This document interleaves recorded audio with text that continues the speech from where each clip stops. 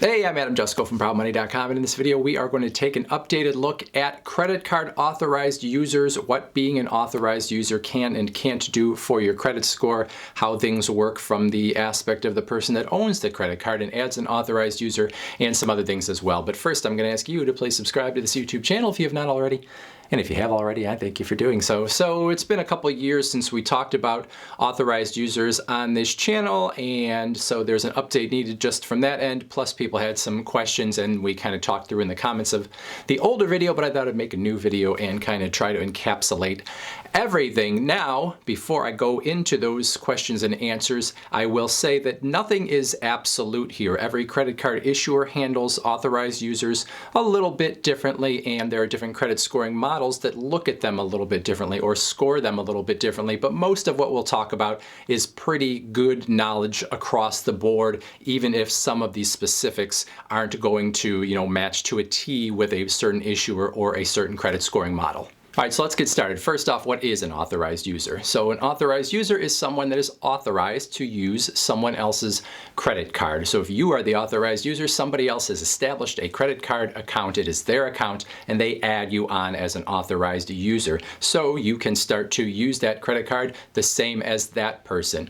Now, the difference between a joint account and an authorized user being on someone else's account is that in a joint account, both people that are on the account are equally responsible for paying it back. When you have an account where you are an authorized user, whoever established that credit card, it's their account, they are still responsible for paying that off. So they may authorize you to use the credit card, but they are still taking on the responsibility 100% for paying that off.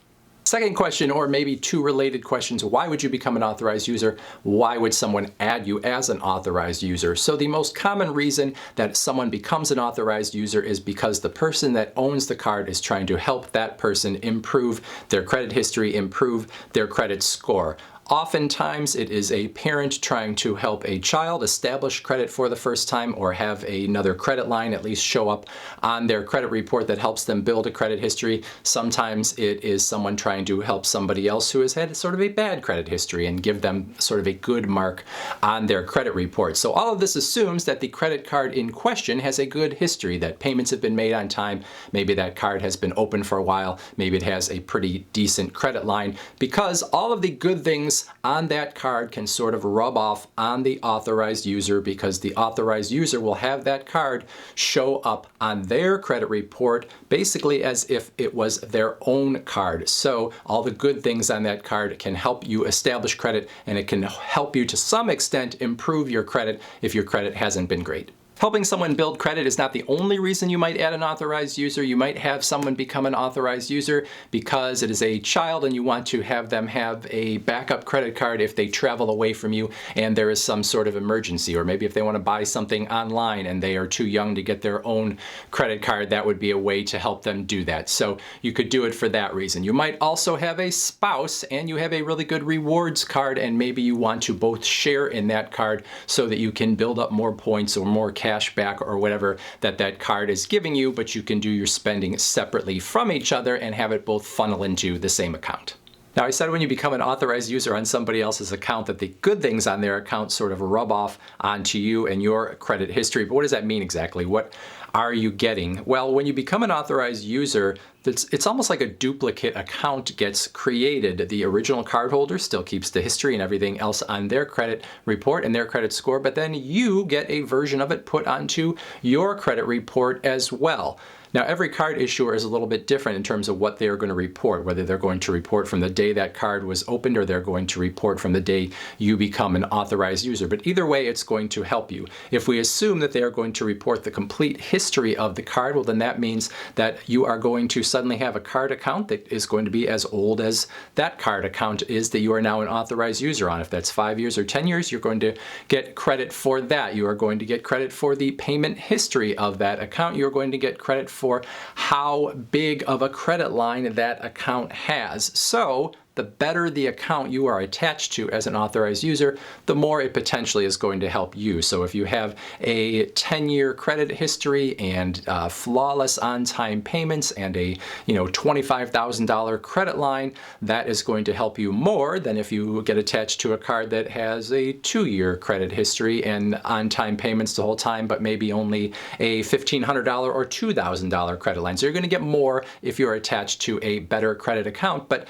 regardless, as long as it's not a negative credit account that you get yourself attached to, you're going to get some benefits. All right, so I think those are the big questions that most people have about being an authorized user, but then those tend to spawn a whole bunch of other questions that we'll answer now. Number one is, how does an authorized user get added to someone else's account? And this is a fairly easy process. Oftentimes you can do this online if you go into your account as a card holder to add someone as an authorized user. Otherwise, you can call your credit card company, and it's a very simple process. So who can add you as an authorized user on their account? Well, technically anyone, but in most cases it's going to be someone related to you. A parent, a spouse, maybe a sibling, mostly people that are related to you, but you could be on someone's account that is unrelated to you. Now this brings up a little side conversation about the renting of trade lines, as the industry calls them. If you are trying to establish credit and you want to become an authorized user, you don't have a family member who's got good credit, there are brokers out there that will match you up with someone that does have good credit, that has a credit card account with a good history, and they will allow you to rent an authorized user spot on somebody else's credit card. So you could improve your credit this way, but it's going to cost you, and you don't really know exactly how much you're going to get from this. So you are taking a risk here, number one, by paying, number two, by not knowing how much you are going to get out of it, and number three, by the fact that when people start renting out those authorized user spots on their credit cards, if the banks figure out what is happening, they could close those card accounts down altogether. And if you are an authorized user on somebody's account that gets closed down, you lose all those good things that you got from that account. It's like that account just falls off of your credit report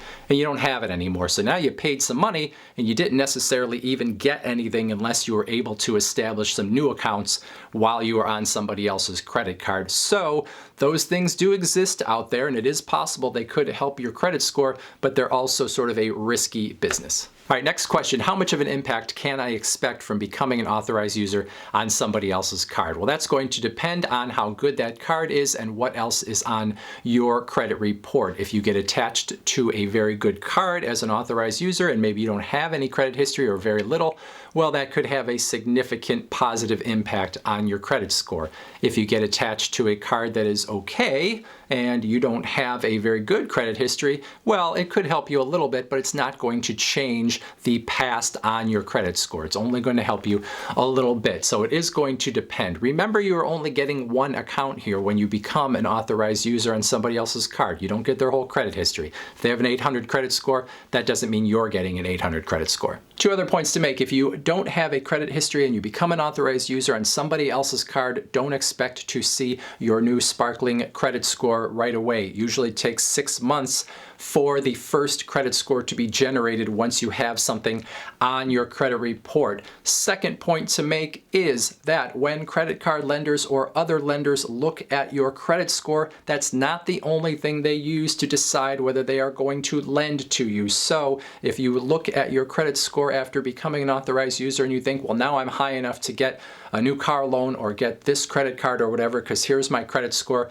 you have to remember the credit score is not the only thing they take into account. Again, you only got one account, so if you don't have much other credit history, they're still going to look at that as someone that really hasn't had much credit, even if you have one account and it shows that there is some history behind it. So there is going to be that case where they're going to delve deeper into you, look beyond your credit score to decide if they're going to give you credit. So too many times people get fixated on the score and don't realize that it's sort of the full picture of what you have done that a lot of lenders are going to look at. Next question that often comes up is, how can I be sure if I became an authorized user that this is being reported to the credit reporting agencies, especially if a credit card issuer did not ask for a social security number when the person was added as an authorized user. And for me, I would say you want to check your credit reports to make sure. You can get your credit report for free at a lot of different places online, but you also by law can get one once per year at annualcreditreport.com. That's one report from TransUnion, one from Experian, one from Equifax that you have the right to, and you can see what has been put onto your credit report. So if a social security number was not requested, that can still be reported, but I would probably feel more secure if I knew that the reports were being associated with the correct social security number, so I would definitely check that out. If you check your report and you find out that it is not there or it is wrong or something along those lines, I would go to the credit card company that issued the credit card to get that straightened out versus going straight to the credit reporting agency, because they are more likely going to be the one that gets it right and reports it right in the future. All right, if you're still here, 3 more questions. The first one is, what happens if the person that owns the credit card starts doing bad behaviors and that card starts to look bad? Is that going to hurt your credit as an authorized user? Well, it's not going to give you bad credit if the person starts to do bad behaviors. However, if you made gains on your credit score from their good behavior, their bad behavior could erase some of those gains. However, if they default on that credit card or they stop paying their bills or whatever, you're not going to suddenly get bad credit from it because the responsibility for that account is theirs. So it's not really in most cases going to make your credit score worse than it was to begin with, but it could erase the gains that you got when that credit card was in good standing. The next question is, what if I'm removed as an authorized user? Am I going to lose all those benefits I gained by being an authorized user? Am I going to lose all those points on my credit score? And the answer is yes. If you are removed as an authorized user, in most cases, that account is going to go away. It's going to come off of your credit report. So if you became an authorized user to try to build credit, you should not just coast on being an authorized user. You should use the boost you got in your credit score to try to get other credit in your own name. So apply for other credit cards or things that are going to help you build a credit score that is based on your own behavior and not someone else's. You don't want someone to eventually take you off their credit card and you are just back to square one or no square at all if you didn't have a credit history to begin with. So for most people, they're going to build their own credit history and eventually they're going to want to be off of the other person's credit card, and that other person's probably going to want them off of theirs.